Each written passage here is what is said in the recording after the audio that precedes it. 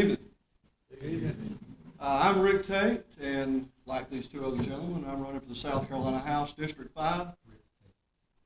Where to start?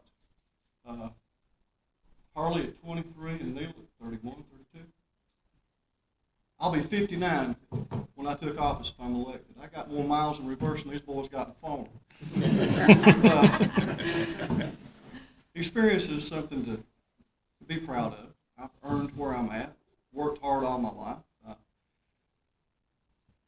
I was taught to drive a truck and how to run a business by my family. My Uncle Floyd put me in a truck when I was not old enough to drive, and I learned to drive a straight drive in a tractor trailer.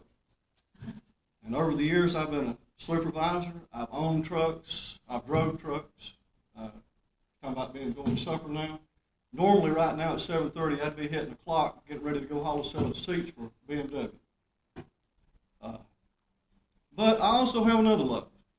A love of learning.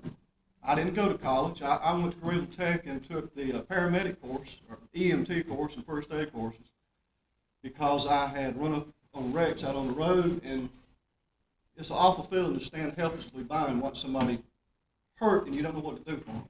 So over the years, I have stopped at many wrecks and pulled many people out of the wreckage, but I'm not looking for any ribbons. I'm just want you to know a little about me.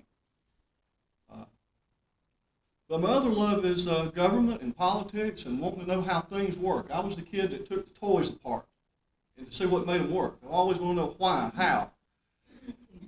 And people talking about left wing, right wing. I didn't have an idea when I first got out of high school what left wing, right wing meant. What were they talking about? So I started listening, paying attention. And then I discovered a man in the 70s. I graduated from high school in 1973, from Wren High School. I discovered a man in the 70s named Milton Friedman. He was on Phil Donahue, and Phil Donahue is about as left wing as you can go. And Milton ripped him a new one. He tore down every myth that you could think of that the left perpetuates. And I have been reading Milton and listening to him on YouTube now every chance I get. And then Ronald Reagan came along and brought to life what Milton Friedman had been talking about. Yeah. He showed us that it works. And I'm sorry you missed seeing it, Harley. And I'm proud. I was blessed to actually see leadership and how to make things work, how this country was designed to work, how to put it to work. Economic development, I don't mean to criticize. I hate that term. Government doesn't create jobs. The private sector creates jobs. All the government does is get in the way. Right. Regulation and taxes are necessary. But every regulation and every tax is a drain on the private sector and a restriction on freedom. Every one of them. Some are necessary. I don't want to eat rotten meat. We need meat inspectors. But we don't need, why do we need a license to cut hair? During the Depression, my grandfather rented a room at the Powdersville store and cut hair on the weekends on Saturday to make extra money. He couldn't do that now. He opened a car lot at the corner of East 1st Avenue and Russell Street in downtown Easley.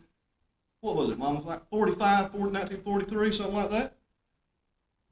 He couldn't do that now. Davy Hyatt just put through a new bill, more regulation on car dealers. If you want to be a car salesman now, you got to go to school.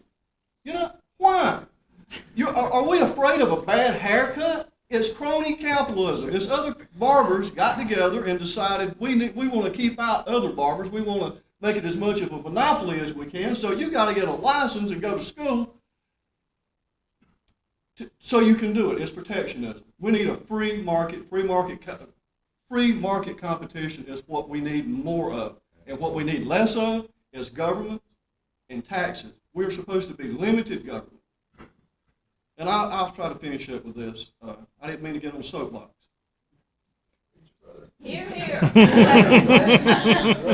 This is stuff I passionately care about. I guess it's kind of obvious. I can't fake this stuff. You know, anybody that knows me will tell you that what's on my mind comes out my mouth, and you can see it on my face.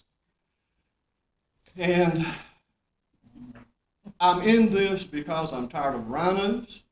I'm tired of people telling me one thing and doing another, and the only solution I see to the problem is take my conservative values and go down there and stand up in Columbia and scream. And that's what I intend to do. And We are 31st in the nation. All this money we spent, all this new industry coming in, you'd think we'd be at the top of the list. We are ranked 31st in job or business friendliness, I guess you'd call it. 31st out of 50. That's not good. Cut taxes, cut regulation, bring business in, and quit going and try to buy businesses. Let's just make it business.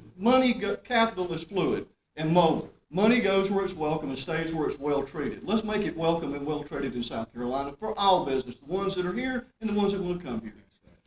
I respectfully ask for your prayers, more than anything, and your support and your vote on June 10th.